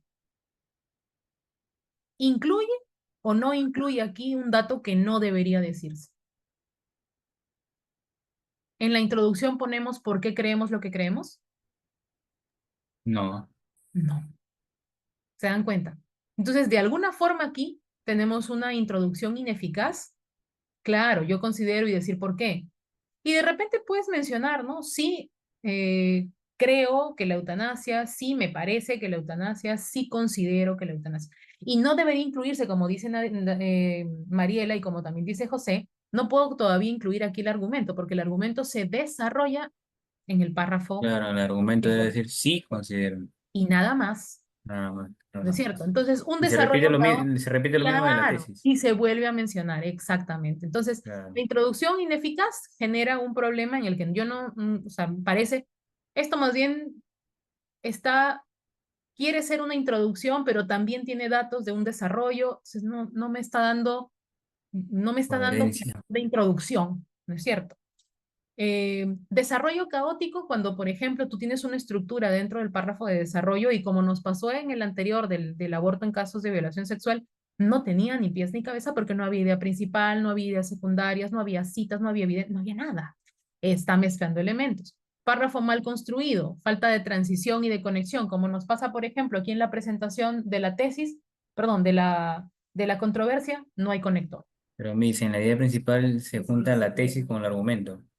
Pero en el desarrollo, aquí Pero no. en el desarrollo, claro. Claro, aquí tú solamente dices sí o no en la introducción, porque su función es esa, gancho. No le puedes dar toda la información desde ahí, tú lo que necesitas es que te siga leyendo para que vea cómo argumentas. Entonces, es importante que uno tenga en cuenta por qué la introducción tiene esa forma, es que es un gancho. Ah, por aquí hay un Picasso que me está rayando la pizarra, después me borran eso. Falta de transiciones y conexiones, luego conclusión débil, ya lo vamos a ver de repente más adelante, creo que pues un párrafo de conclusión, y la incoherencia global, en donde, por ejemplo, yo no sé si ese párrafo es o no es lo que dice ser. Entonces aquí me dicen, esto está en la posición de introducción, pero yo lo miro y no está bien estructurado como introducción. ¿Qué puedo hacer yo como estrategia para poder superar este problema? Pues yo lo que puedo hacer, por ejemplo, es, primero que nada, revisar mi esquema nuevamente, es muy importantísimo, importantísimo, revisar, comparar que la estructura que yo puse en el esquema realmente se esté cumpliendo en mi texto. Y recuerden, esto es algo que yo siempre repito cuando reviso esquema, y es que, claro, José, tienes que animar. Por eso digo que funciona como un gancho, sirve como una especie de elemento que jala la atención, que llama la atención, para que el lector pueda seguir leyendo. Entonces yo tengo que revisar mi esquema y darme cuenta, cada idea de mi esquema está representada en una oración en mi desarrollo. Profesora, y las oraciones que son de enlace, es que las oraciones de enlace no se cuentan en el esquema y son evidentes. Por ejemplo, en algunos casos, algunos de ustedes utilizan la idea principal y luego dicen, con la finalidad de demostrar este punto de vista, voy a utilizar dos informaciones, punto. Eso es una idea de enlace, no aparece en el esquema. Sin embargo, se entiende que es una idea que sirve para vincular la principal con la secundaria. Exacto. Exacto. Si ya le dijiste todo, ya para qué va a seguir leyendo, si ya sabe cuál es tu punto de vista. Doctora, pero ya cuando Sí. se redacta todo el texto argumentativo, todo, Ujú. ya no se pone ese de ahí lo que usted acaba de decir. ¿Cómo así? En la siguiente, ¿no? En el siguiente desarrollo voy No, a no. Lo que yo estoy diciendo es que Claro, en la redacción yo puedo tener oraciones de enlace, pero son oraciones bien evidentes, que si bien es cierto, no aparecen en el esquema, el profesor cuando las lee dice, ah, mira, ha utilizado una oración de enlace, que no, que es una especie de oración comodín que sirve para pasar de una idea a la siguiente de manera fluida. Y estamos muy bien con eso. O sea, no estamos en contra, pero si tú tienes, por ejemplo, el párrafo tiene idea principal, primera idea secundaria con dos de explicación, van 4 oraciones. Segunda idea secundaria con 2 de explicación más reafirmación de la tesis. ¿Cuántas oraciones debe tener mi párrafo? 5 y 3, 8, ya está. Porque así está en tu esquema. Si tú confundes la jerarquía, eso es jerarquía de las ideas dentro del párrafo. Entonces, cada idea del esquema debe estar expresada en el párrafo en una oración. Por eso es que mi segunda estrategia como sugerencia es que analicen de manera focalizada cada párrafo. Los leen de manera individualizada, van viendo si es que las oraciones tienen el sentido que necesitan, sobre todo si tienen una idea completa, ¿ya? Si no, me va a quedar como la primera idea de la OMS y ¿dónde está el verbo? ¿Dónde está el sujeto? No tiene. Otra estrategia es el mapa de conectores. Y aquí esto es una sugerencia bien interesante, porque ustedes lo que pueden hacer es ir, por eso es que algunos profesores les dicen, identifica tus conectores para que no te olvides de ellos. Y otra opción es que tú tengas tu mapa de conectores de uso común, o sea, ¿qué es lo que yo más uso para conectar ideas? Si quiero ordenar el texto, en primer lugar, en segundo lugar, primero, segundo, tercero, al inicio, después, más adelante, tengo que tener una lista de mis conectores más comunes para que yo sencillamente en algún momento ya no necesite la lista y lo pueda hacer de manera natural, porque ya he aprendido cuál es mi repertorio de conectores y transiciones. Otro punto importante es leer las oraciones iniciales para ver si desde el principio de sobre todo en la parte del desarrollo, si leo consecutivamente cada una de las oraciones principales o las oraciones iniciales de mis párrafos de desarrollo, así a vuelo de pájaro, una mirada superficial y general, y me puedo dar cuenta que ahí está tesis, coma, porque argumento, punto, entonces dices, por lo menos he iniciado bien. Después ya voy con la de análisis focalizado. Y una última estrategia que podría funcionar es la revisión cruzada de la introducción y la conclusión. ¿Por qué? Porque cuando tú lees la introducción y luego la conclusión seguidas, te vas a dar cuenta si hay coherencia entre lo que tú pusiste al inicio y lo que mencionas al final. ¿Por qué? Porque los elementos como la tesis y la síntesis del argumento en la parte final te van a dar la pauta de si realmente has seguido una línea lógica. Ese tipo de reiteración es una repetición correcta de ideas. En la tesis se mantiene, tu punto de vista se mantiene, aunque la digas en palabras diferentes, pero la tesis se mantiene. Entonces, eso, por ejemplo, es una interesante estrategia, la revisión cruzada de introducción y conclusión. En un tercer nivel tenemos la revisión gramatical. Y como no me quiero pasar, trataré de avanzar lo más rápido posible. Esta revisión gramatical se enfoca en la construcción de la oración, el aspecto gramatical. Por ahí en la pizarra verán un árbol, una especie de diagrama arbóreo de análisis muy interesante. Sí. En la revisión de la construcción de las oraciones, nos aseguramos de que cada oración esté correctamente construida desde el punto de vista gramatical. ¿Y qué significa esto? Que la oración tenga sujeto y predicado. ¿Y el sujeto puede ser tácito? Sí, pero si es tácito significa que yo puedo encontrarlo en una referencia anterior, es decir, antes lo debo haber mencionado, para yo no sospechar, sino para tener la claridad de que de lo que estoy hablando sigue la misma línea argumental, que sigue la misma línea lógica del tema con el cual yo inicié. ¿Y qué reviso yo aquí? ¿No? ¿Qué aspectos críticos puedo plantearme? Los aspectos críticos que se plantean dentro de la revisión gramatical, a ver. Ah, ya. Chicos, está la lista de asistencia. Ah, perdón, no es de asistencia. Es una encuesta de satisfacción, aunque todavía no hayamos terminado, pero si tienen una opinión hasta el momento, por favor, compártanla por ahí. Entonces, ¿qué aspectos críticos puedo tener yo presentes para revisar la gramática?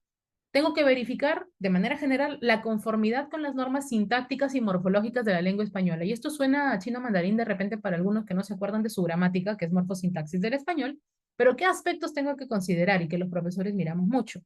Aparte de las contradicciones, que son elementos semánticos, también nos centramos en, por ejemplo, la concordancia. ¿Y qué es la concordancia? Tiene que existir una correspondencia entre el género y el número o la persona, en el caso de que se plantee el verbo, entre los elementos que forman parte de la oración. Entonces, hay dos tipos de concordancia, perdón que voy a saltar esto relativamente veloz. Hay una concordancia entre tu sujeto y tu verbo. Es decir, tú tienes un sujeto que puede ser el ministro de Economía, y si es el ministro de Economía, yo digo, ¿manifestaron o manifestó?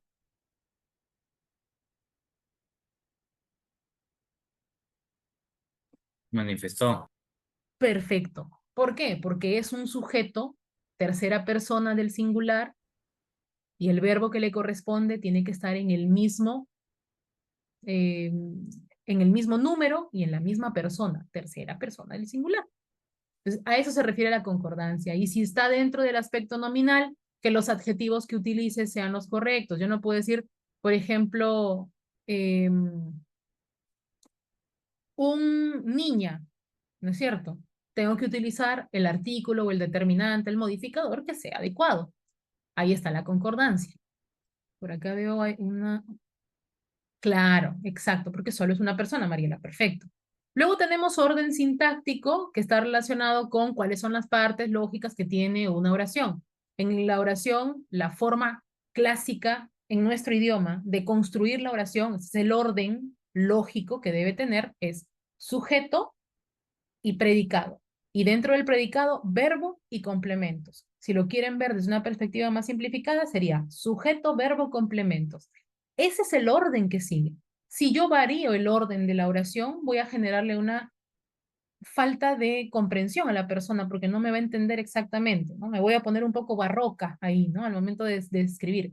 Y si yo voy a variar el orden, tengo que utilizar ciertos signos de puntuación para que se note que estoy haciendo, por ejemplo, un movimiento circunstancial al inicio, para poner énfasis en el tiempo o en el lugar, por ejemplo, ¿no? Por ejemplo, cuando yo digo, actualmente, la normativa relacionada con la eutanasia no se ha desarrollado en el Perú, por ejemplo.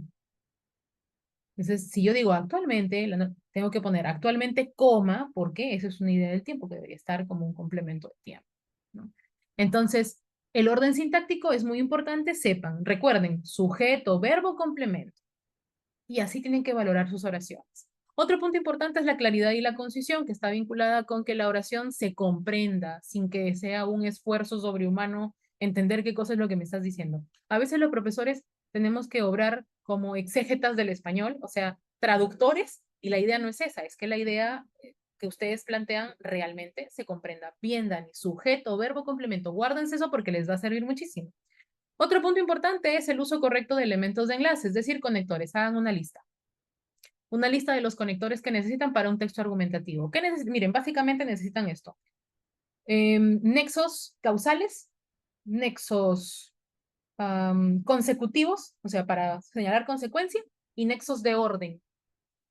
De orden y de aclaración. Ahí está. Hagan su lista, ¿no? Importantísima. Y luego la corrección de errores específicos que, a ver, déjenme leer. Claro, nexos de orden, en primer lugar, en segundo lugar, ¿cierto? Cuando quieren presentar ideas secundarias. Y cuando quieren agregar información también, además, por otro lado, ¿no? Entonces, el último aspecto crítico es la corrección de errores específicos, que está vinculado con que identifiquemos y corrijamos nuestros vicios sintácticos más comunes, que son el dequeísmo, el queísmo, que podrían ocurrir. Nosotros acá poco cometemos laísmo y leísmo, pero sí nos ocurre que cometemos loísmo, por ejemplo, ¿no? Yo lo dije a mi amigo. No, es yo le dije, porque ese pronombre, léelalo, representa un complemento.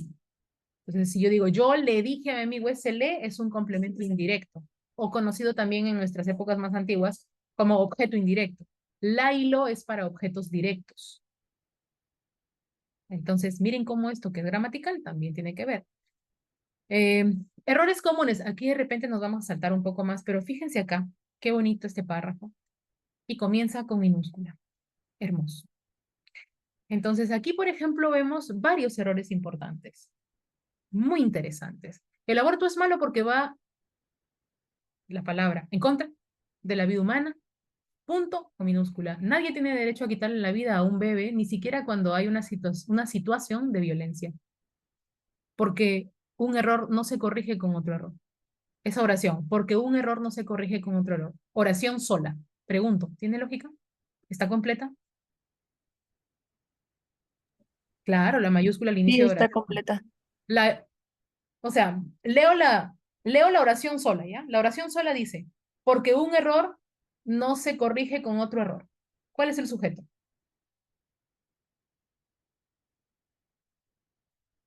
Ojo que incluye el porque.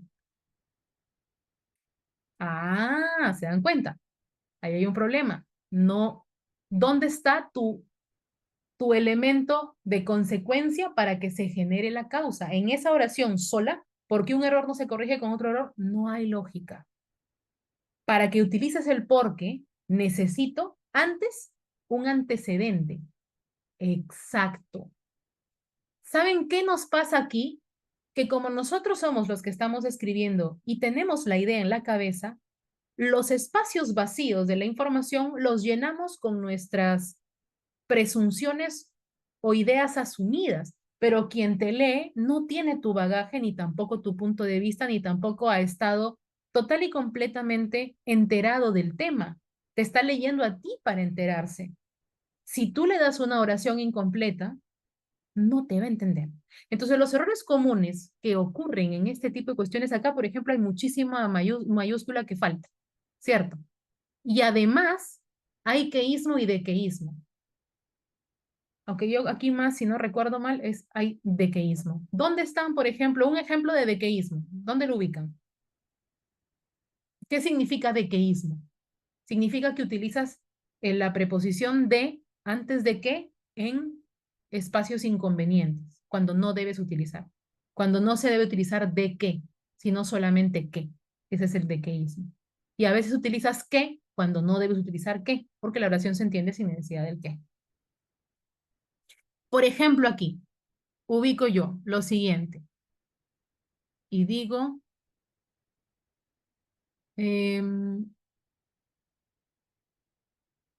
aquí está. Si se permite por violación, entonces la gente va a abusar de eso y todos van a decir de que fueron violados. Por ejemplo, para empezar también que aquí hay un problema con el uso de las palabras, hay términos que están mal escritos, hay palabras que no tienen tilde, no hay mayúsculas. Muy bien. No sé tu nombre porque solo me aparece tu apellido, Herrera. Un párrafo no puede tener punto de hermoso. Muchas gracias, porque ese es un punto que yo sufro cuando corrijo, cuando me dicen gracias, Angélica. Muy bien. No es posible que si tú me dices que este es un párrafo, aquí haya 3 divisiones. ¿Se han dado cuenta que hay como una especie de espacio al inicio de de algunas líneas? Eso es una sangría. ¿Qué significa? Que me ha separado el párrafo. O sea, esto debiera ser un párrafo y lo ha separado en 3. Ha utilizado punto aparte en vez de punto seguido.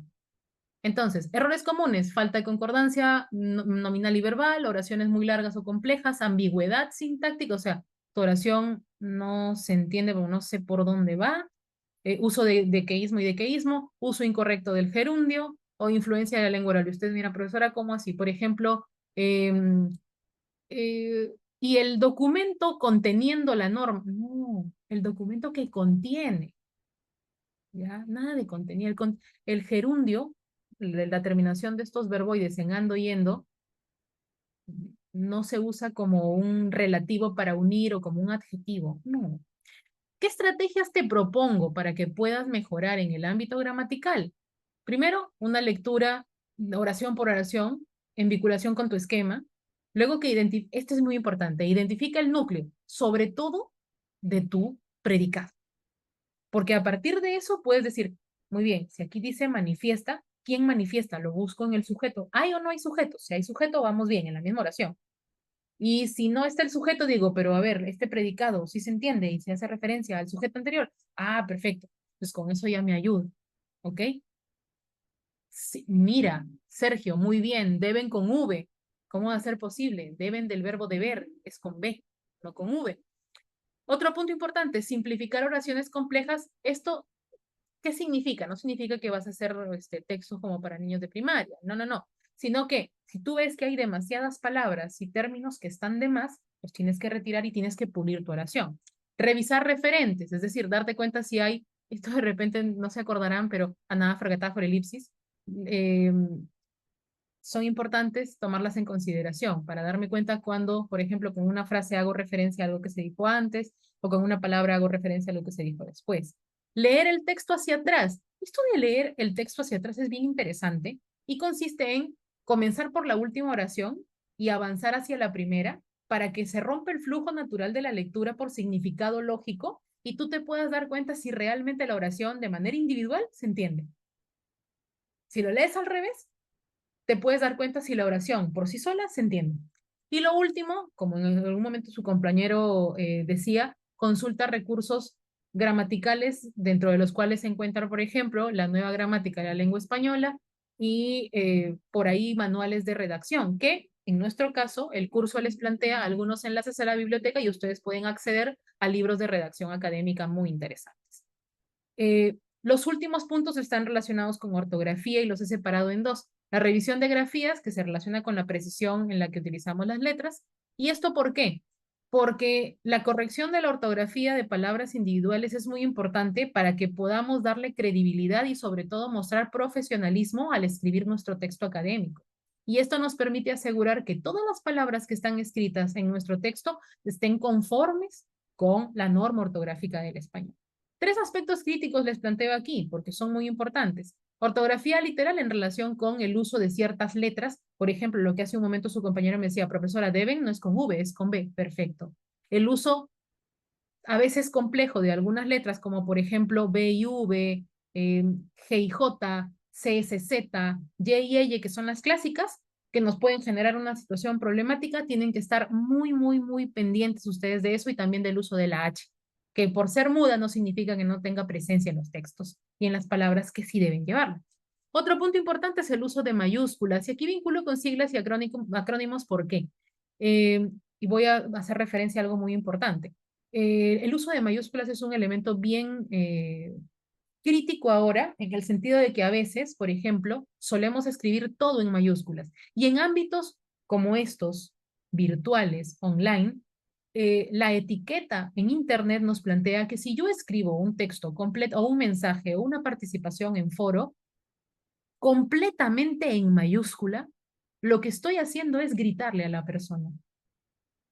Claro, José, pero aún con todo, hay quienes hace tanto tiempo dejaron de escribir que a veces la pérdida de práctica nos hace cometer esos errores. Y yo sé que pueden ser cuestiones muy básicas, pero aún así tenemos que revisarlas. Y en el caso de las mayúsculas, como les decía, las mayúsculas no se usan para enfatizar algo, no.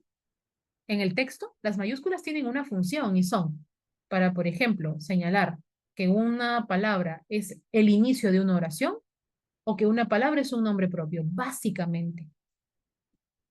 Y lo más importante es darnos cuenta cuando sí, cuando no podemos utilizarlas. No podemos utilizar mayúsculas cada vez que nos parece, ¿no es cierto? Claro, Sergio, las palabras que se escriben parecido, pero que se utilizan como por ejemplo cima con C y cima con S, que son significados completamente opuestos, ¿no es cierto? Y lo último es, si por ejemplo una palabra es una sigla o es un acrónimo, en algunas circunstancias convencionalmente se puede establecer o se puede escribir todo con mayúscula, como por ejemplo, hay una fuente que ustedes están utilizando para esta semana que es la de la BBC. Entonces algunos me han puesto así, BBC News Mundo, todo con mayúscula. No, BBC nada más, porque es la sigla. Y luego News y Mundo, la primera N mayúscula, la M mayúscula, porque bueno, es el nombre de esa agencia, pero no todo va con mayúscula, por ejemplo. Veo por acá chat y me dicen, es como las personas que usan comillas para repetir palabras o aquellos que emplean 2 puntos o más de 3 puntos seguidos. Sí. Con un poquito de caridad, por favor, nada de entes, pero sí, es que lo que tenemos que hacer es, cuando tú no has tenido acercamiento con la normativa, empezar a enterarte de eso te resulta complejo. Pero para eso estamos los profesores y para eso estamos los compañeros amables que nos ayudamos para poder, ¿no es cierto?, superar, como por ejemplo lo que pasa aquí. En conclusión, la pena de muerte debería darse, miren cómo está, debería darse en Perú para casos de delitos contra menores de edad, porque es una medida justa y necesaria para castigar a quienes cometen crímenes tan atroces como ese. Una solución sería aprobar, con V, leyes más severas, perdón, más severas que incluyan la pena capital en estos casos. Esto tendría como impacto una mayor sensación de justicia para las familias y una advertencia clara para los posibles criminales. Otra solución sería crear un sistema judicial más eficiente que agilice las sentencias y evite la impunidad. Esto impactaría positivamente con B en la confianza de la sociedad en las autoridades con mayúscula porque los amamos y en la protección de la infancia. Pregunto, ¿cuántos errores hay acá, no? ¿Qué pasó? ¿Qué nos ocurrió? Hay muchos errores. Me duele el ojo, ¿cierto? Muchos errores de ortografía. Muchísimos. Y la pregunta es, si ustedes tuvieran, es cierto, Víctor, créeme que a mí me pasa igual. Ha sido doloroso hacer este ejemplo, pero es importante. De todas las palabras que están en mayúscula de manera inconveniente, o bueno, de todas las palabras que están en mayúscula, ¿cuáles sí deben estar en mayúscula? ¿Se dan cuenta cómo? Lo he leído tal y como debe leerse. ¿País es propio o Perú es propio? Correcto, Alexander. Y ahí le falta la tilde. Claro, Elisa, nosotros lo que hacemos es llenar los vacíos. Claro. País no, pero Perú sí, es propio. Exacto, Víctor. Mira, ni pena de muerte, ni pena capital, ni justicia, ni sistema judicial, ni autoridades debe ir con mayúscula. No son nombres propios y tampoco ameritan. La única, como aquí bien plantea Mariela, es Perú, pero solamente la P, nada más. ¿Ya? Claro, correcto. ¿Se dan cuenta? Entonces aquí, ¿cuáles son los errores comunes?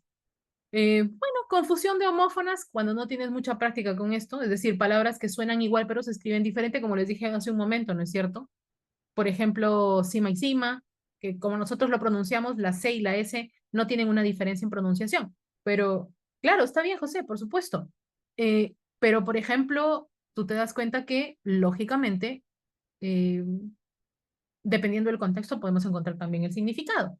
Errores de las palabras que se escriben con H, el uso incorrecto, como hemos visto acá y en otros textos de la B, la V, la Y, la E, etcétera, y uso inadecuado de mayúsculas y errores en cuanto a la escritura de siglas y acrónimos. Aunque ahí yo vinculo eso mucho también con las mayúsculas porque hay que saber cuándo sí y cuándo no. ¿Qué estrategias te propongo?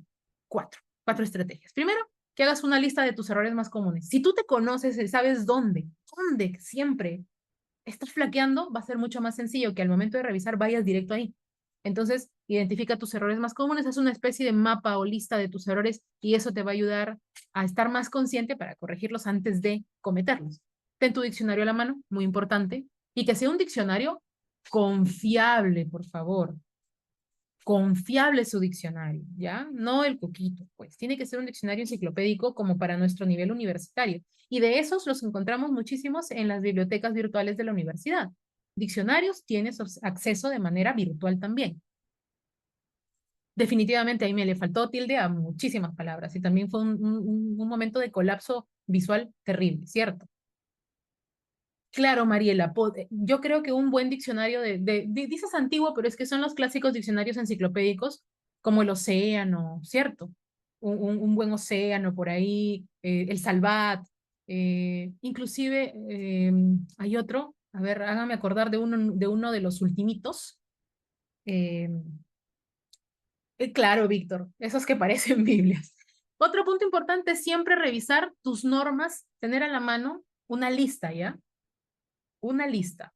Veo que se están discutiendo, cálmense, muchachos.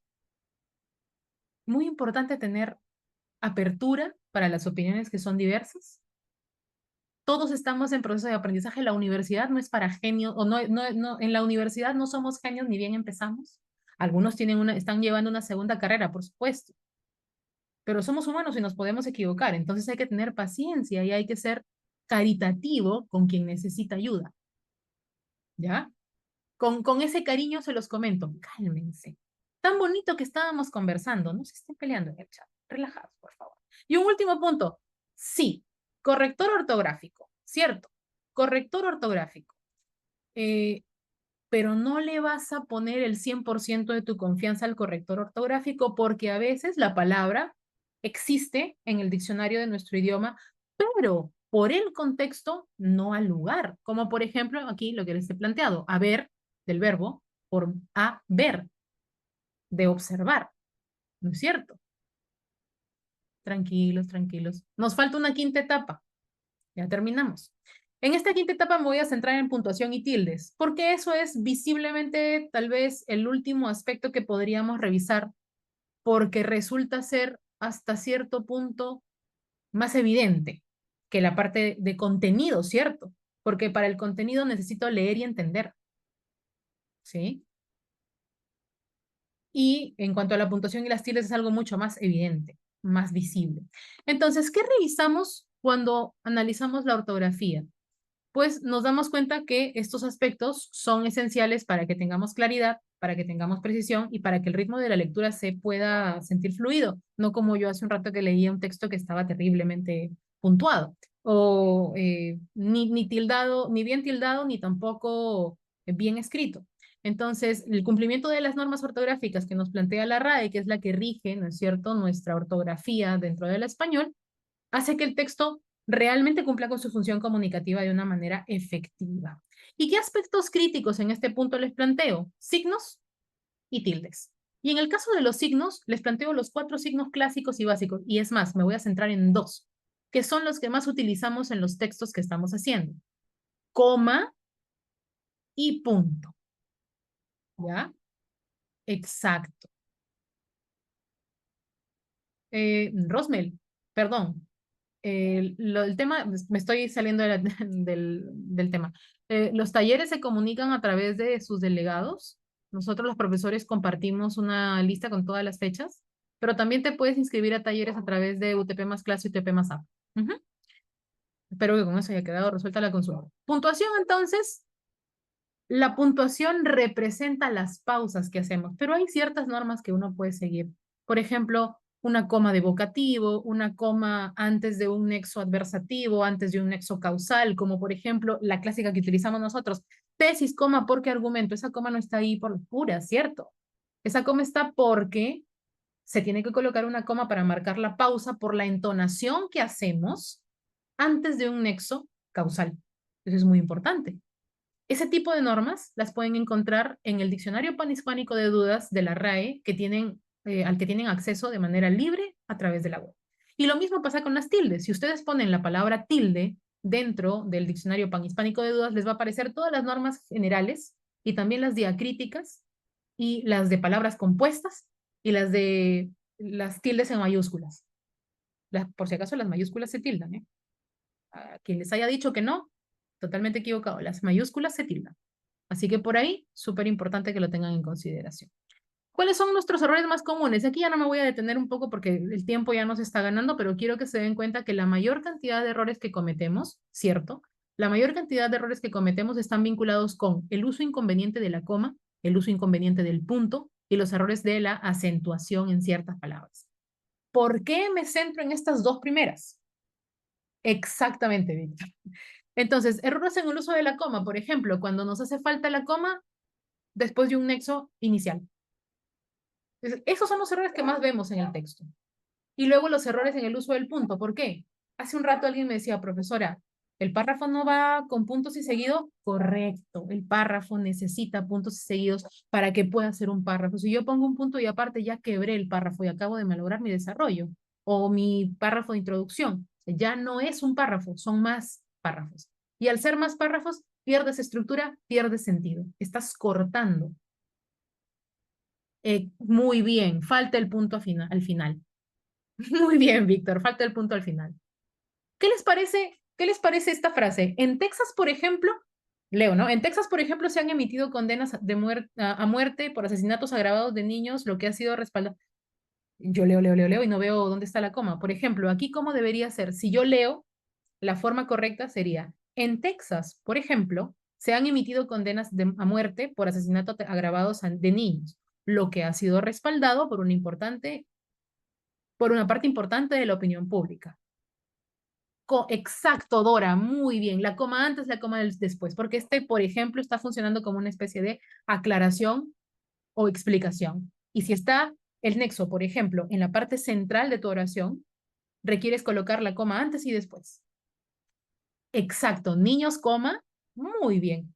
Muy bien, Dora, muchas gracias. Eso ha sido muy importante. ¿Qué pasa cuando no sabemos cómo poner una coma? Nos genera un problema de comprensión. Y quiero terminar con las estrategias de esta última fase. La primera y principal es, ¿se han dado cuenta que cuando leemos en voz alta, respetando tal y cual, o sea, respeto tal y cual está escrito? Si le falta coma, si le falta punto, si le falta tilde, yo así leo y me doy cuenta, ¿cierto? Me doy cuenta en dónde está el problema cuando no respeto las pausas ni la entonación. Otro punto importante es vayan directo a la revisión de la coma y tengan al lado el documento o tengan ahí en una pantalla compartida el documento de RAE con las normas de la coma y los ejemplos que aparecen ahí, que son muy, muy, muy acotados. Revisen buscando específicamente, yo les diría, vamos a buscar específicamente dónde me equivoqué. Esto muchas veces ayuda. Apliquen de manera sistemática las reglas de acentuación. ¿Y esto qué significa? Valoren, sobre todo cuando no tenemos mucha práctica, analicemos dónde está la sílaba tónica de las palabras y cuándo esta palabra cumple con la norma de las reglas generales como aguda, grave, esdrújula sobre esdrújula. Incluso una tilde puede cambiar la categoría gramatical, como por ejemplo en público, publicó y publicó. Público es un sustantivo, es esdrújula, lleva tilde en la U, público. Pero si yo digo publico, es un verbo, tiene cierto modo, tiempo, número y persona. Y aquí me quedo solo en el tiempo. Publico, ¿en qué tiempo está en relación con publicó, que es otro verbo que lleva tilde en la O, publicó?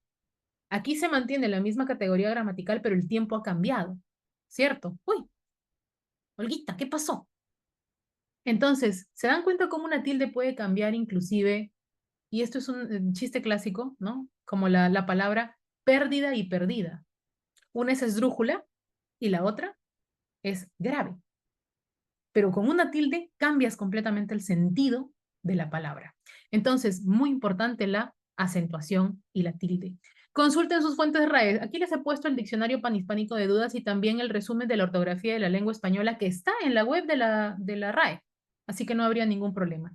Y si te sirve, vuelve a utilizar la revisión por pares, porque puede ser que un compañero que tenga mucha más habilidad para poner tildes y comas y puntos, te pueda ayudar a encontrar dónde están tus errores. A modo de conclusión, porque me he pasado 7 minutos, perdón, quiero plantearles estas 3 ideas que espero que ustedes se las lleven y sean algo que resulte sumamente importante cuando vuelvan a mirar el tema de la reescritura en cada una de las revisiones que tengan de sus textos argumentativos en el curso de comprensión y redacción de textos, pero también en otros cursos en donde tengan que escribir. La reescritura no es castigo, tampoco es una corrección superficial de errores, como por ejemplo dónde están las tildes que rápidamente te puedes dar cuenta. No, la reescritura es una parte integral sumamente valiosa del proceso global de escritura y sobre todo del aprendizaje universitario. Y aquí me quiero mover un poquito a una cosa que conversaba con los estudiantes con los que tengo comprensión y redacción de textos unos en nuestra primera reunión. El curso de comprensión y redacción de textos 1 no es un curso de relleno, no. Es un curso en el que tú estás desarrollando tu capacidad para convencer porque básicamente en el trabajo lo que más hacemos es, yo sustento mi punto de vista frente a mi equipo de trabajo, frente a las personas que actúan como líderes dentro de mi ambiente laboral. Y si yo quiero que me escuchen y me digan, ah, mira, me parece interesante tu opinión o tu idea, yo tengo que sustentar. Y aquí en este curso les estamos enseñando a sustentar sus ideas con datos evidentes, es decir, con evidencias, con datos reales, no sobre la mera, no sé, emotividad que pueda generarme o sobre una idea peregrina que tengo yo con respecto al tema. Por ahí alguna idea tengo, no me lo sé, no lo tengo claro completamente. No, no estamos nosotros fundamentando sobre la base de la nebulosa o de la galaxia, ¿no es cierto?, Alfa Omega, no. Nosotros estamos sustentando sobre información que existe y que puede ser demostrable y puede ser rastreable. Y creo que esa competencia actualmente es algo muy importante porque es la base para que ustedes luego puedan, por ejemplo, resolver problemas, gestionar conflictos, atender al público. En la medida en que ustedes sepan argumentar, hemos abierto muchas puertas y hemos resuelto muchos líos también. Entonces, otro punto importante es que en la revisión las ideas se clarifican, los argumentos se pueden fortalecer, la estructura se puede refinar, se puede hacer cada vez más agradable a la vista y a la lectura de quien obre como lector. Y el texto, luego de una revisión, alcanza su potencial comunicativo, porque has encontrado en dónde está fallando y qué puedes hacer para mejorar. Y por último, la habilidad para revisar de manera eficaz, tanto como la propia escritura, o sea, tanto la escritura como la reescritura, es un elemento o un proceso, una habilidad que mejora de manera significativa en el tiempo, cada vez que lo practicas. Luego se convertirá en algo que forme parte de un hábito tuyo cuando tengas que hacer un texto. Y me gustaría que eso se lo lleven porque es algo muy importante. No podemos, los textos que escribimos representan nuestras perspectivas. Entonces, a mí sí me interesa, yo siempre busco que cuando me comunico, eso que digo me represente también como persona.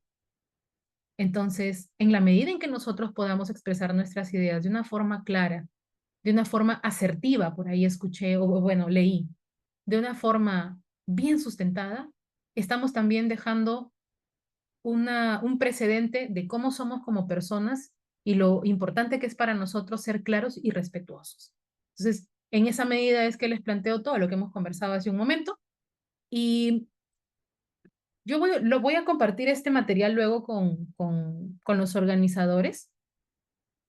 Estas son algunas de las fuentes que he utilizado para poder traerles esta información. Y como pueden apreciar aquí en la Real Academia, están los enlaces dentro del Diccionario Panhispánico de Dudas, por si quieren darles una revisada, para que las tengan como un elemento de estudio muy importante. Y termino con una pregunta que ha hecho Hugo. Es como decir que el texto debe ser precisamente de información concreta, argumentos, respaldos, evitando usar un método de romanticismo u otro tipo de métodos ajenos a la objetividad. Claro, la objetividad es muy importante. Dorita me dice que entraste escribir sin error. No, la reescritura significa volver a escribir el texto luego de haber hecho una revisión o sea, una revisión que haces tú misma y además una revisión que tiene el aporte del profesor que te está dando la retroalimentación. Sí, Camila, se comparte el material. Se va a compartir también la grabación. Chicos, ¿les están alcanzando la encuesta de satisfacción? Que si la pueden ir llenando sería maravilloso. No sé si hay alguna duda antes de despedirnos. Exacto, Dorita. La reescritura es escribir luego de una revisión, si es que lo quieres poner desde una perspectiva sencilla. Gracias, Elisa. Sí, Hugo, se está grabando. Se comparte luego. Ay, qué bueno que les haya gustado. Entonces, si no hay más dudas y si no hay más información que quisieran que comparta, entonces les agradezco mucho su presencia el día de hoy. Les agradezco también la participación Lo logramos hacer la charla, que era bastante densa, como se han dado cuenta, era bastante información. Hemos intentado que cuadre dentro del tiempo, nos hemos pasado solo unos 13 minutos. No, Camilita, yo soy profesora de curso, no soy tutora. Pero hay una cosa que sí me gustaría compartirles, y es que los profesores de humanidades hemos hecho nuestro canal de YouTube y ahí les planteamos algunas ideas interesantes. Si me dan permiso, yo les puedo compartir y les puedo mostrar dónde está la información. Denme un segundito para abrir mi navegador y poder plantearles. Les muestro, les puedo alcanzar el enlace para que nos sigan por ahí, porque hay varios elementitos que podrían servir. Y muchos de los profesores, también tenemos canales de YouTube que nos pueden encontrar de manera directa, como para que puedan revisar. A veces explicamos ahí algunas cosillas interesantes o damos algún feedback. Este es el enlace al canal y así es como se ve si lo quieren revisar. Perdonen que mi computadora está en versión nocturna y entonces el modo oscuro de repente no permite apreciar todo, pero este es el canal que tenemos con los profesores de comprensión y redacción de textos, tanto uno como dos. Por el momento es eso. Si quieren, aquí como ven hay algunos videos que aparecen próximamente, se estrenan dependiendo de la fecha en que aparezcan las evaluaciones. Y como pueden apreciar, ahí hemos explicado cómo se hacen las tareas, etcétera. Si hay alguna otra cosa, seguramente las iremos agregando. Bien, bueno, eso es todo. Agradezco mucho la invitación y a ustedes por haber, a ustedes por haber estado tan participativos. Eli. Gracias, Romy. Ha sido toda una experiencia de aprendizaje esta hora y media que se ha quedado muy, muy corta. La información que nos has traído ha sido bastante enriquecedora en cada uno de los momentos de la reescritura y creo que puedo rescatar la experiencia compartida con algo que creo que es importante, ¿no? No se toma la reescritura como un mero corregir nada más, sino es prestarle atención a cada uno de esos elementos que vamos desarrollando al momento de escribir un texto. Especialmente en el mundo académico, ¿no? Que es en donde nos estamos moviendo ahora. Y hacia eso es hacia donde debemos apuntar. Que nuestra escritura, como tú lo has dicho, sea un espacio de no solo manifestar lo que uno piensa, sino manifestarse a uno mismo a través del texto académico. Queremos agradecerte por el espacio, la disposición, por el material. Creo que da para mucho. Esperemos contar contigo en próximas ocasiones para poder puntualizar más. Nos vemos ahí en la actividad diaria del curso y creo que eso no va a ser, nos va a ayudar más, ¿no? Para comunicarles que se va a compartir la grabación y el material que hemos desarrollado el día de hoy, ya a través de los correos. Como todos ustedes, queridos participantes, han entrado con su usuario de la universidad, el Zoom guarda los accesos de todos ustedes, de sus correos. Por tanto, ya tenemos acceso a ellos. Así que no hay problema por el tema de acceder a la información y de los correos donde ustedes van a participar. Agradecerles la participación una vez más a Romy, a todos ustedes. Ha sido un hermoso placer poder tener esta charla y poder compartir con ustedes todos estos conocimientos. Eso sería todo de mi parte y ya nos estamos encontrando hasta otra oportunidad. Muchas gracias y buenas noches. Buenas noches. Chao, chao. Hasta luego.